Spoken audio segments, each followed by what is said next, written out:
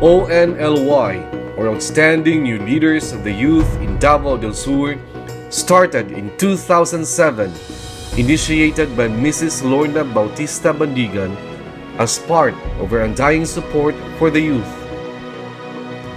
In the first quarter of 2014, a series of workshop seminar has been held in the different parts of District 2. A 1.5-day workshop seminar which upholds leadership, teamwork, and self-confidence through a method developed to address the challenges of today's youth. Through strong partnership with the Department of Education, Provincial Scholarship Program Office, Technical Education Skills Development Authority, and the Department of Public Works and Highways, the seminar has been steered to all public high schools in Don Marcelino and Jose Abad Santos, with a combined total of 1,403 participants. The program's audience is specifically for students in their third and fourth year in public high school in far-flung areas of District 2, Davao del Sur. One of its main objectives is to inspire and encourage graduating students to pursue college after high school. It is said that only 2 in 10 graduating students will be able to pursue college after high school, mainly due to lack of encouragement and financial stability. The workshop also aims to amplify self-confidence and leadership skills of the audience through problem-solving activities, motivational and inspirational talks.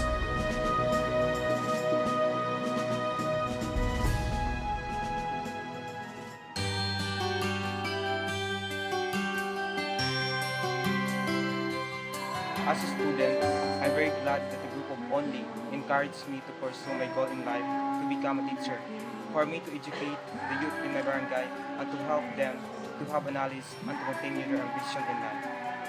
Sa ilahang mga na-share sa mga experience nila, daghang kayo mig nakuha ato nga knowledge ug learning kay matod pas kay Kuya Bembem o kay Kuya Kokoy nga nag-start po sila sa kalisdanan, tapos mo to na encourage me nga mga bata nga dapat dili jud hadlang ang kahirapan or poverty sa matag usa sa ama.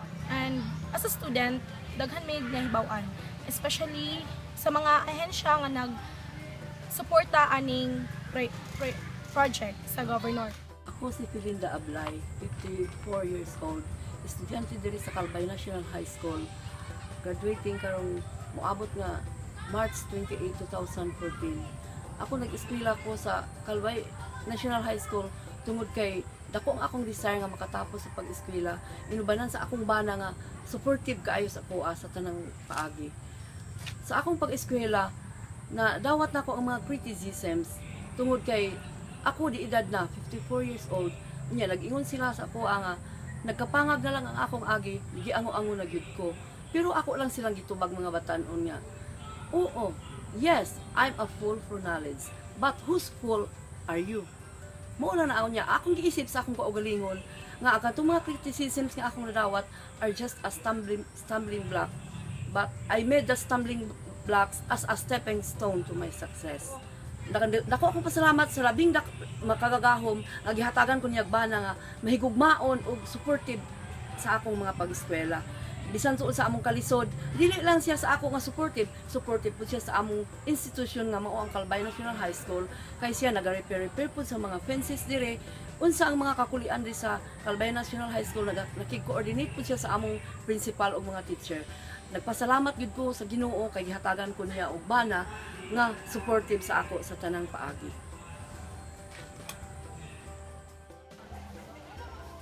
Dakalunto sa natabang kanami ta kuha seminar workshop na iginang di ata eskwelahanday kay mas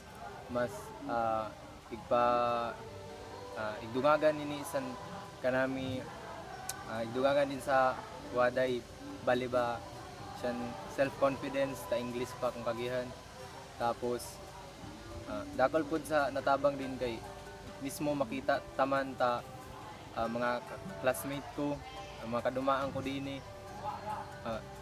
sida ko'y mga hilumon unto, build up si kanila self-confidence, tapos san panangtang dayta pag-eskwela, minausab, ibagayan kay dinta,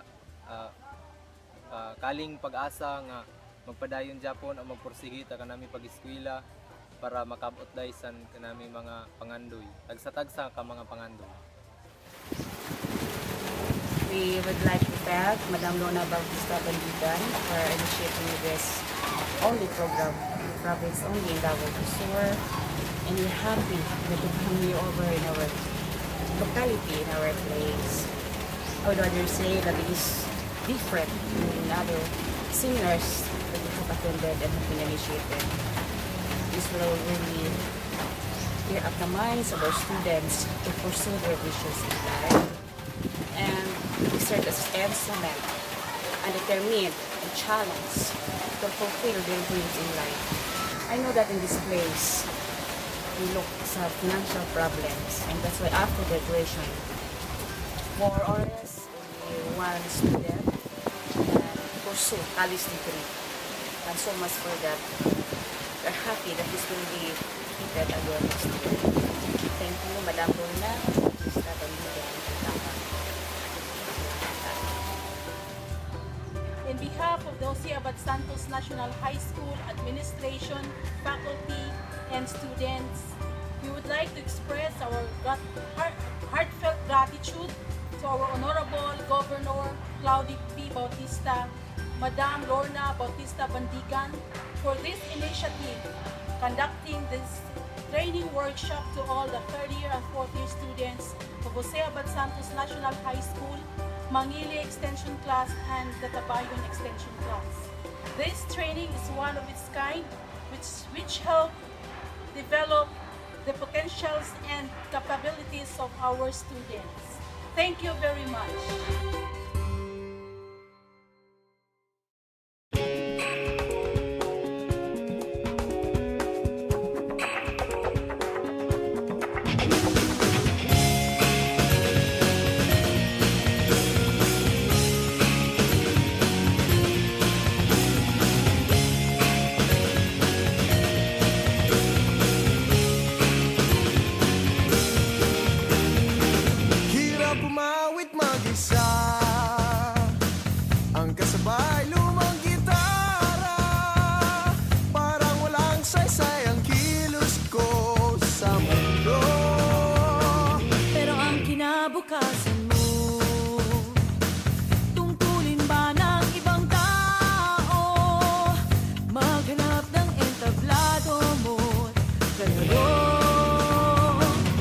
Pagmasdan ang pangyayari, gumarat gumalaw, lamang sa init ng damdamin, sabay-sabay nang sumigaw. Kilos kabataan, oras natin to, makialam, makijama, kilaho. Kilos kabataan, buhay natin to, tinatnan tayo magpatakbo. Makijam ka, pare ko.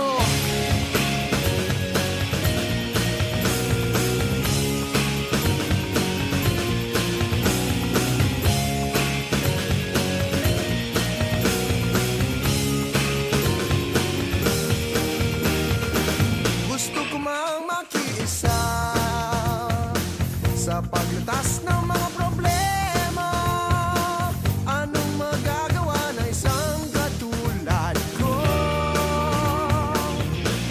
Kinabukasan mo, tungkulin ba ng ilang tao, makibahagi sa bagahe ng mundo. Huwag nagpagmasdan ang pangyayari, gumarat gumalaw, lamang sa init ng damdamin, sabay-sabay